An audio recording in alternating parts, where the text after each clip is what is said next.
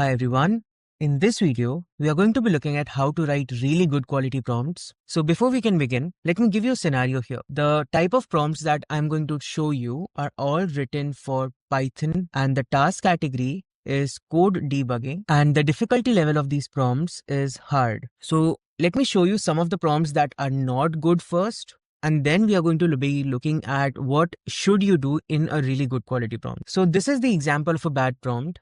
If you can see here, this is a code debugging prompt. The first thing that you can notice is that there is no code provided here. So that is one big red flag here. Secondly, this particular prompt starts off with "you are a Python expert programmer specializing in code debugging." These types of prompts are really indicative that the prompt was artificially structured and crafted, which could have been done by AI as well. So these types of prompts should not be entered. Ideally, you should not ask the model by giving a character to the model. Always be in the first person, not in the second person. You cannot talk to the model about who the model is. You try to craft a prompt that says that, hey, I am trying to create this type of code.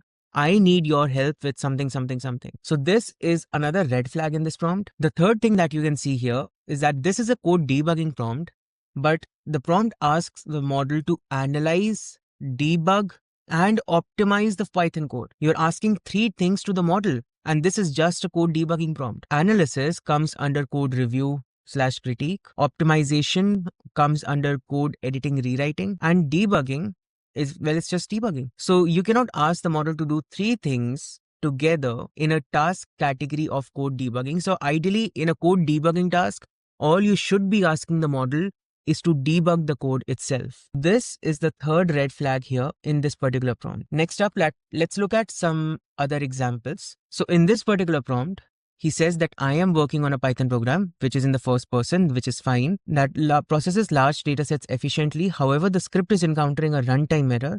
You need to debug it. Well, this seems fine. This person is saying that it is encountering a runtime error, so this seems okay. The issue here is the very unnaturally structured prompt. So in this particular prompt, the code is provided under code : and then there's the code itself, which we'll discuss later on. Then there is an issue here, which is also very structured in nature. This entire prompt looks very artificially structured. You have the code, you have the issue, and then you have a second turn prompt, which ideally you should not provide. Only one prompt should be provided per turn. So you can't just provide the second turn prompt within the first turn prompt itself. This is one of the red flags. The unnaturally structured way of this prompt is another red flag. And then we come to the code itself.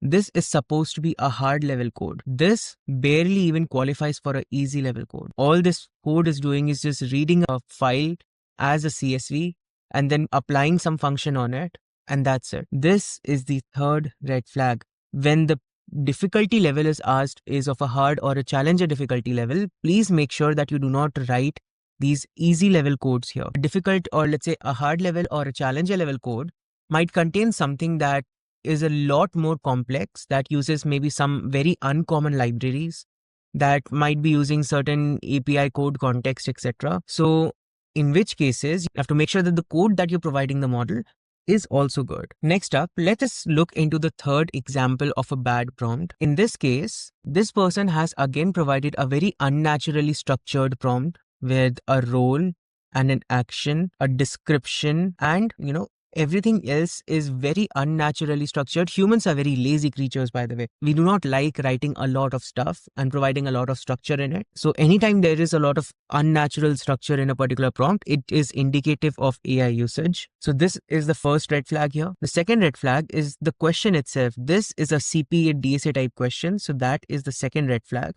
There is no code provided for this particular prompts. That is the third red flag. And also this entire thing that is written is AI generated itself. So that is the fourth red flag.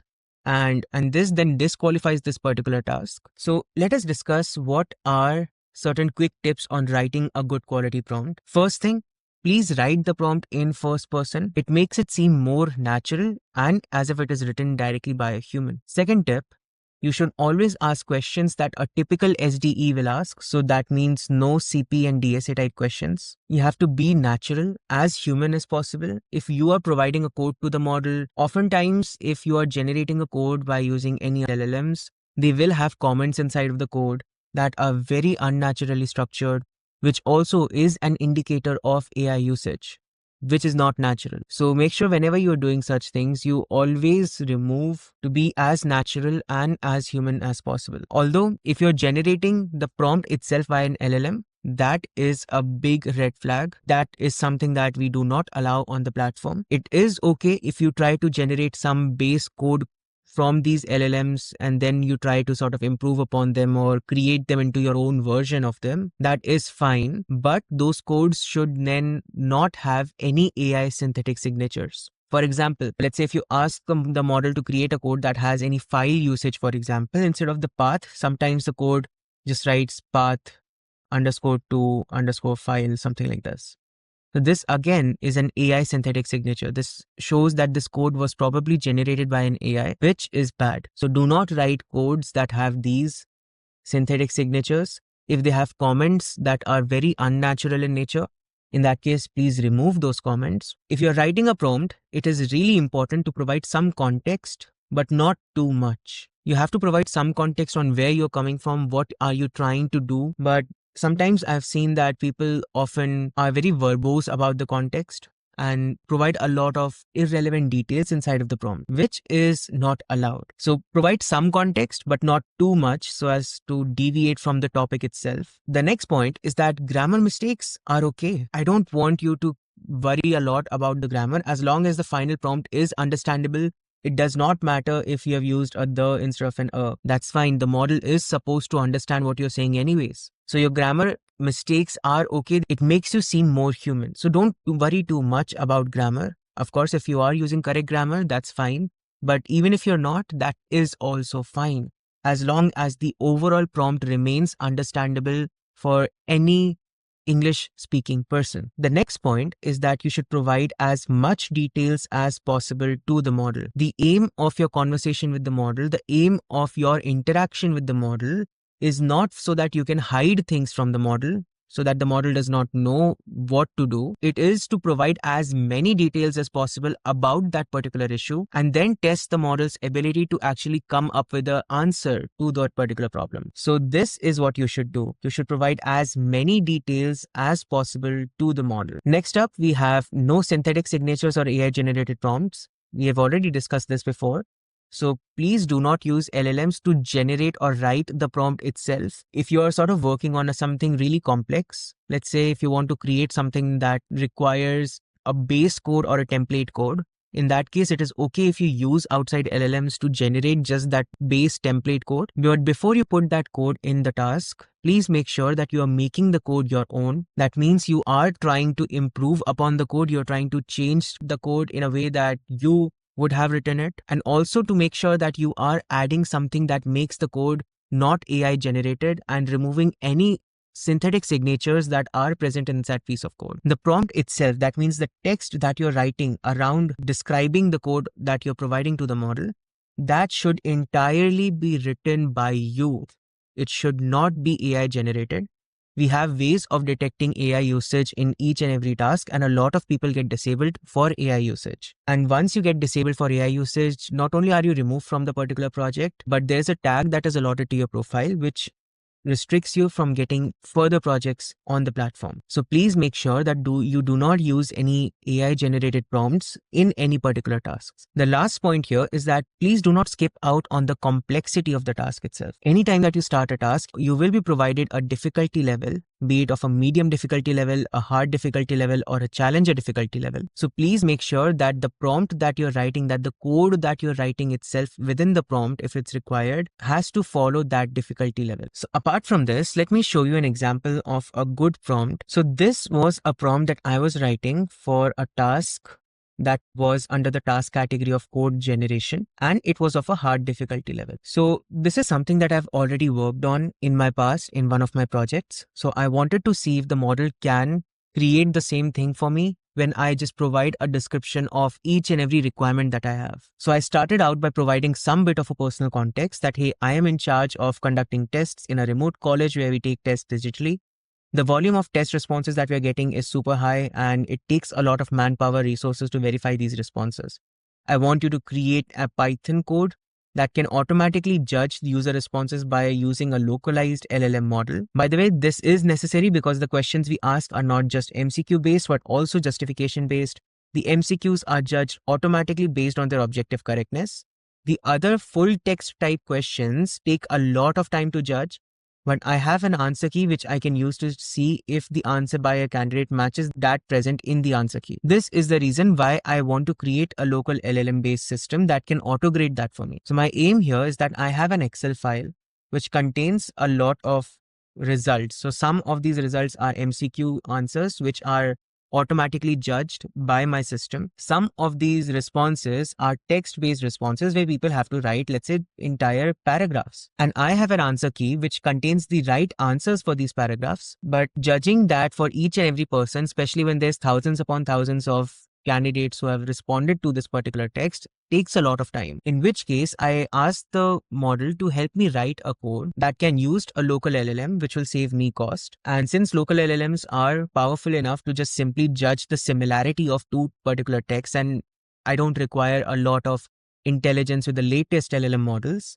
I've asked the model to create a code which can use a local LLM for me and have the answer key and compare it with the answer that a particular candidate has provided. And once that person has provided that particular answer, it can judge the similarity between those things.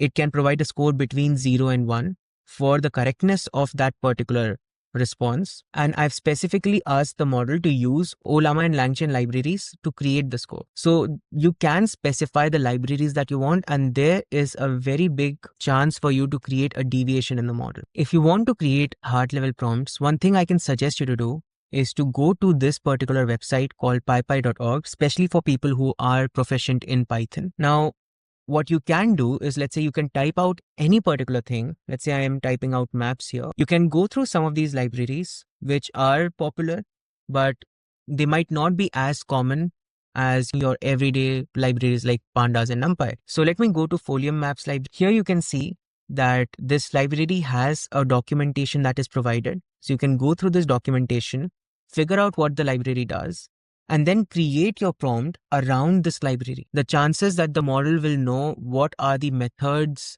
what are the input parameters, etc. for this particular library are very less.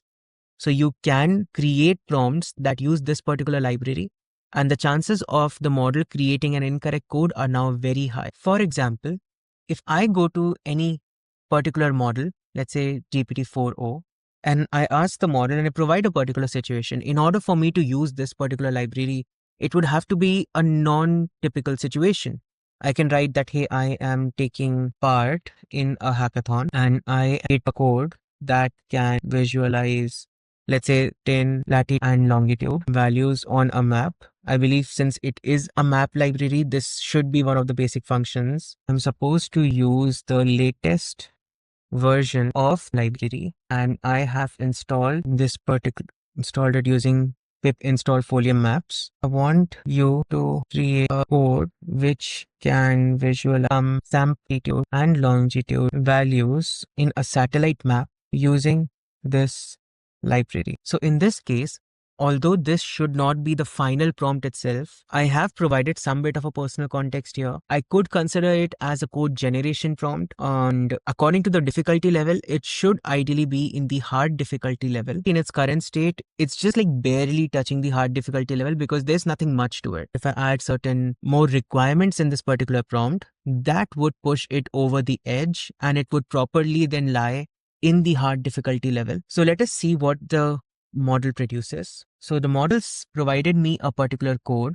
Now let us test this code to see if it works. So if I go here, I believe I would need to install Folium library itself. So this code ideally should work now. Now if I try to run this code, let's see. It provides a value error. Now I've looked into this, and the value error's reason is because this particular library is using an out-of-date version. I have specified the model to use the latest version of this library, but the model is not able to get the difference between the earlier versions and the latest versions.